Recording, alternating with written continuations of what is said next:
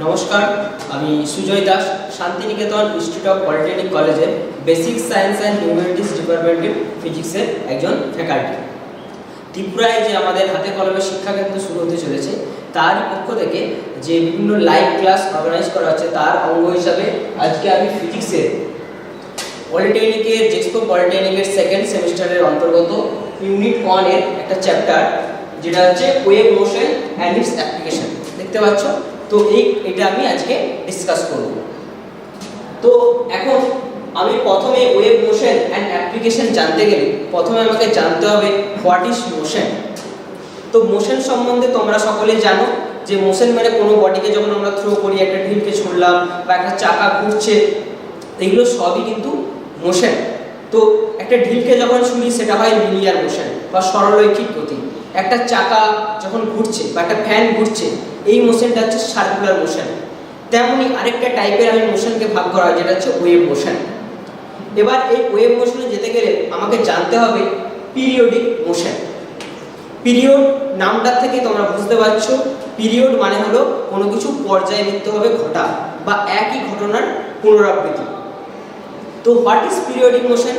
Periodic motion is such type of motion when a body oscillates or rotates through a area after a equal interval of time. আমি definition লিখেছি বোর্ডে, the motion of a body is said to be periodic if it passes through same path over and over after equal time interval. ব্যাপারটার মানে কি দাঁড়ালো? মনে করো একটা বডি এখানে আছে, এই বডিটা এখান থেকে একটা স্থানে গেল বিতে, আবার যদি এই আগের অবস্থানে ফিরে আসে তাহলে সেই মোশনটা হয় পিরিয়ডিক। এক্সাম্পল হিসেবে বলতে পারি যে তোমরা ঘড়ির কাঁটার যে গতি, আওয়ার হ্যান্ড, মিনিটের হ্যান্ড, সেটাকে একটা নির্দিষ্ট টাইম ইন্টারভ্যাল পর আবার আগের অবস্থায় ফিরে আসে, তাহলে ঘড়ির কাঁটার গতি এটা একটা পিরিয়ডিক মোশন। আর কি, ধরো কোনো একটা চাকা ঘুরছে, সাইকেলের চাকা হোক বা মোটর বাইকের চাকা, সেটাও একটা নির্দিষ্ট টাইম ইন্টারভ্যাল পর আবার আগের অবস্থানে ফিরে আসে। তাহলে এই ধরনের যে মোশন বা আর্থের অ্যারাউন্ডে যে মুনের মোশন বা সানের অ্যারাউন্ড আমাদের আর্থের মোশন, এগুলো সবই কিন্তু আমার পিরিয়ডিক মোশন। তাহলে এক্সাম্পল অফ পিরিয়ডিক মোশন আমি লিখতে পারি, মোশন অফ হাওয়ার হ্যান্ড। 2 নম্বর কি লিখতে পারি? মোশন অফ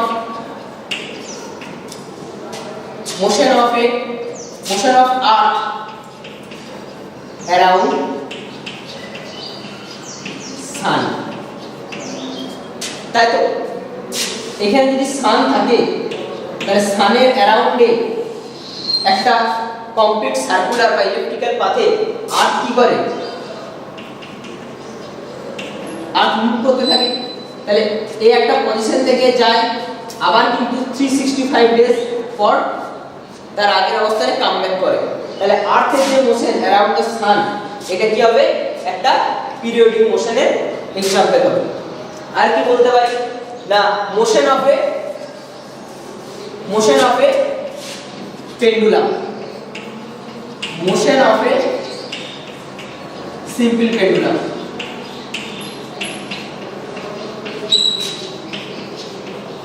কিরকম হয় একটা সিম্পল পেন্ডুলাম? কিরকম একটা সিম্পল পেন্ডুলাম মানে হচ্ছে একটা কোনো একটা স্থান থেকে কোনো একটা সুতো বা কোনো একটা ওয়্যারের সাহায্যে আমি একটা ববকে বা ঢিলকে আমি ঝুলিয়ে রাখলাম।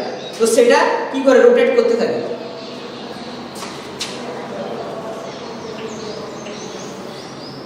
মনে করো এখানে একটা বব আছে, এখানে সাসপেন্ড করা আছে এই ববটাকে। এবার এই ববটা কি হবে? এদিক আর এদিক ঘুরতে থাকবে। যদি আমি একটু দলিয়ে ছেড়ে দিই, তাহলে একবার এই স্থান থেকে যদি 0 পয়েন্ট করি, এখান থেকে এ তে যাবে, তারপর আবার রিটার্ন করবে, আবার এখানে যাবে বি তে যাবে, আবার কাম ব্যাক করবে ও তে। তাহলে এই মোশনটাও তো পিরিয়ডিক হচ্ছে, কারণ বিকজ ও থেকে এ যাচ্ছে, এ থেকে বি যাচ্ছে, আবার ও তে কাম ব্যাক করে থামছে। তাহলে এখানে এই যে মোশনটা, এই ববটার মোশনটা, এই মোশনটা হবে একটা পিরিয়ডিক মোশন। এরকম আরো অনেক এক্সাম্পল আছে পিরিয়ডিক মোশন।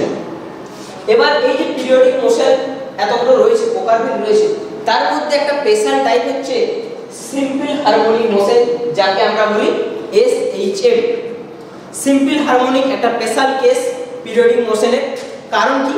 কারণ সিম্পল হারমোনিক মোশনের মধ্যে আমি যেটা পাবো না, এর যে ডাইরেকশন, আমি যদি এই পেন্ডুলামটার কথা ভাবি, পেন্ডুলামে এই পয়েন্টটা একটা বব যদি থাকে এই পয়েন্টে ওতে, ও থেকে যখন আমি এ থেকে রিফ্লেক্ট মানে সরিয়ে আনবো, শিফট করব, তখন এ কি করবে, আবার ও এর দিকে ফিরে আসতে চাইবে, আবার ও থেকে থেমে না গিয়ে আবার বি দিকে যাবে, বি থেকে আবার কিন্তু ও এর দিকে ডাইরেক্টেড হবে। তাহলে মোশনটা যখন হচ্ছে তখন এই দিকে অলওয়েজ এর মিড পজিশন, এর মিড পজিশন কোনটা?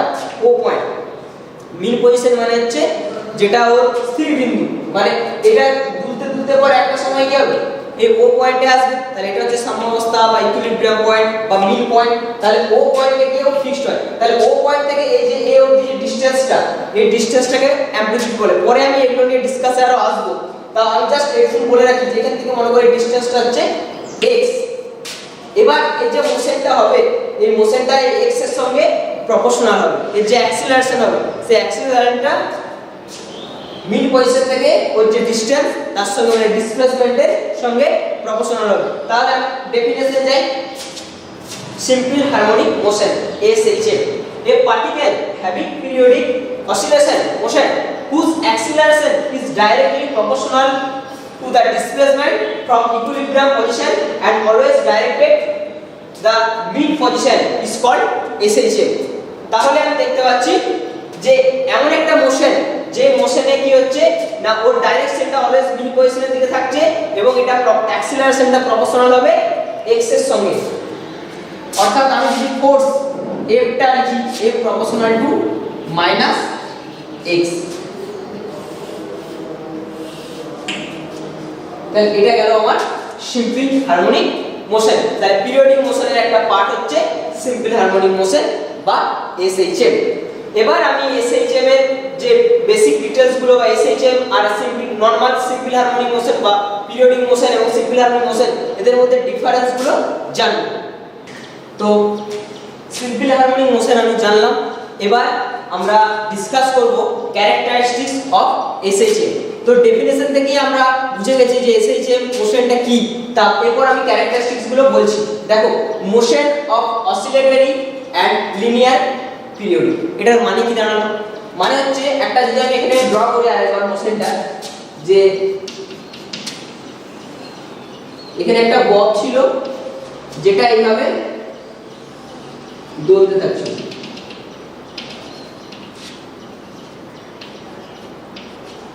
তাই তো?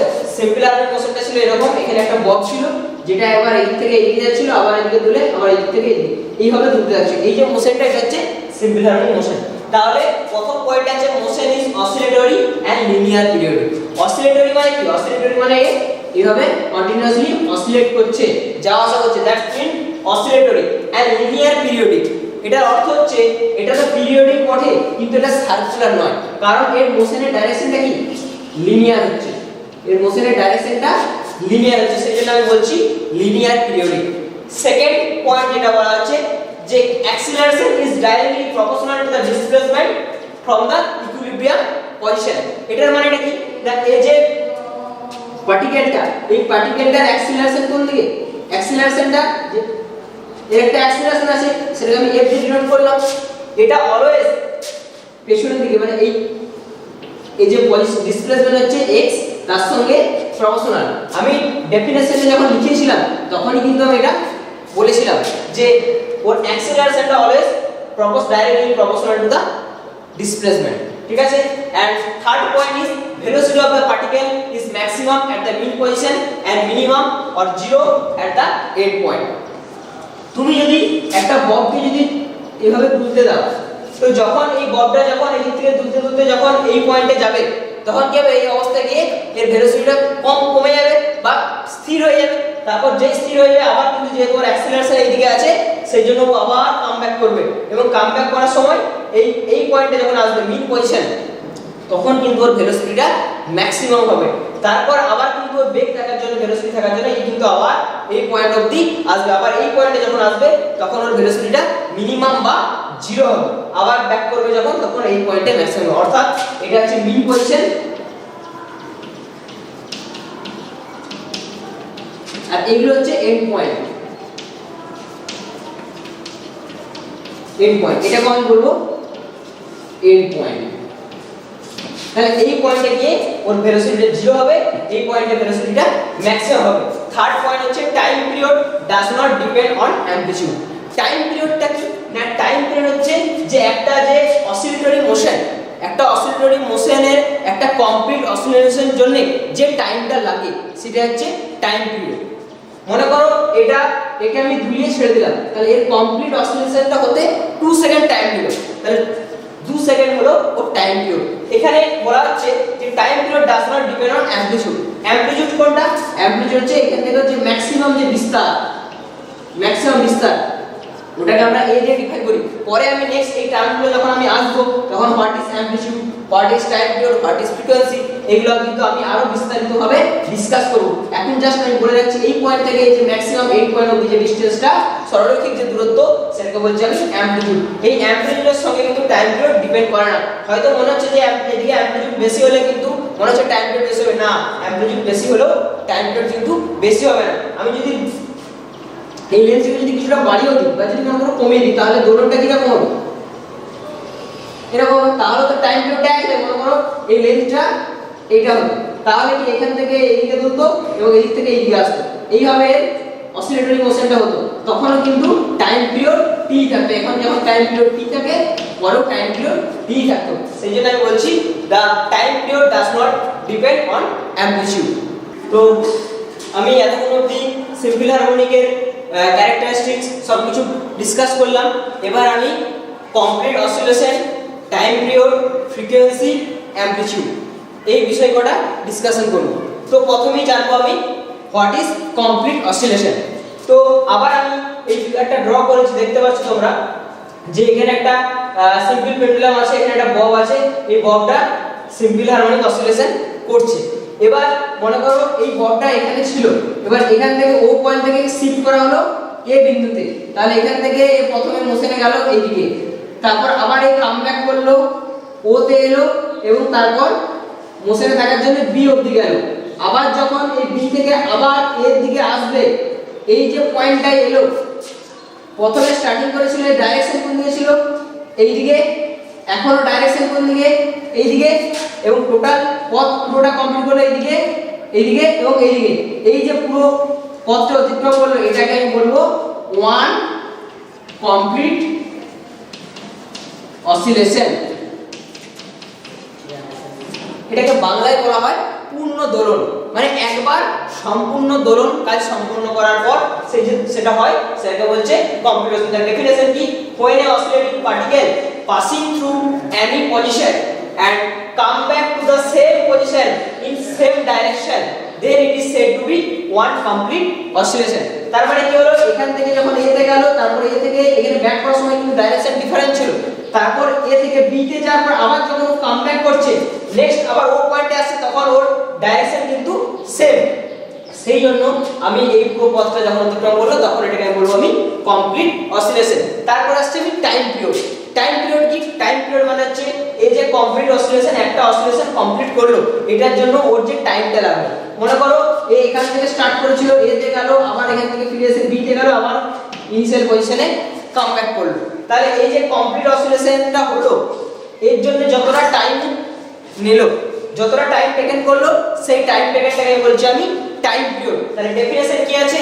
the time taken by the particle to make a complete oscillation is called time period. Time পিরিয়ডকে আমরা ক্যাপিটাল টি দিয়ে ডিফাইন করে থাকি, ক্যাপিটাল টি দিয়ে একে আমি টাইম পিরিয়ডকে ডিফাইন করে থাকি। এরপর আসবো আমি ফ্রিকোয়েন্সি। আচ্ছা, এখান থেকে এখানে অবধি গেল, তো কমপ্লিট একটা অসিলেশন তো হলো। এবার একটা নির্দিষ্ট টাইম ইন্টারভ্যালে এমনও হতে পারে যে হয়তো এই অনেকবার অসিলেশন করে ফেললো, কমপ্লিট অসিলেশন। তো যদি 1 সেকেন্ড সময়ের মধ্যে এই যদি একটা সার্টেন অ্যামাউন্টে বা সার্টেন সংখ্যক যদি অসিলেশন কমপ্লিট করে, তাহলে সেটাকে আমি বলবো আমি ফ্রিকোয়েন্সি। অর্থাৎ মনে করো যে এটা একটা দোলন করলো 1 সেকেন্ড সময়, কিন্তু যদি 1 সেকেন্ড সময় যদি 5টা দোলন কার্য সম্পন্ন করে, 5টা অসিলেশন সম্পন্ন করে, তাহলে আমি ওর ফ্রিকোয়েন্সি বলবো 5। যদি 10টা অসিলেশন কমপ্লিট করে 1 সেকেন্ড সময়ে, তাহলে ওর ফ্রিকোয়েন্সি হবে 10। তাহলে ডেফিনেশন কি? the number of total oscillation made by the particle in 1 second is called frequency, ফ্রিকোয়েন্সিকে আমরা n দ্বারা ডিফাইন করি, অনেক সময় ফ্রিকোয়েন্সিকে আমরা নিউ এই সাইনটা দিয়েও কিন্তু আমরা ডিফাইন করে থাকি। তারপর আমি কি আসবো, অ্যামপ্লিটিউড। অ্যামপ্লিটিউডটা কি আমি আগেও বললাম একবার যে অ্যামপ্লিটিউড মানে এই যে ডিসপ্লেসমেন্টটা হচ্ছে এখান থেকে a অবধি ডিসপ্লেসমেন্ট, ও থেকে b অবধি ডিসপ্লেসমেন্ট, এই যে ডিসপ্লেসমেন্টটা এটা ম্যাক্সিমাম যে ডিসপ্লেসমেন্টটা, মনে করো ও থেকে a তে গিয়ে স্থির হলো বা থামলো, তাহলে ম্যাক্সিমাম যে ডিসপ্লেসমেন্ট বা ডিসপ্লেসমেন্টটা হলো এটাকে আমি বলবো আমি a। এদিক থেকেও সেম, এটা হচ্ছে a। এই ম্যাক্সিমাম যে ডিসপ্লেসমেন্টটা হচ্ছে ফ্রম দা মিড পজিশন সেটাকে বলবো আমি amplitude. Definition কি, the maximum value of displacement from the mean position is called amplitude। তাহলে এই গেল আমার এই বেসিক চারটে টার্ম। এরপর আমি যে সিম্পল হারমোনিক মোশন, এই সিম্পল হারমোনিক মোশন নিয়ে আরো আমি বিস্তারিত পরের পার্টে ডিসকাস করব।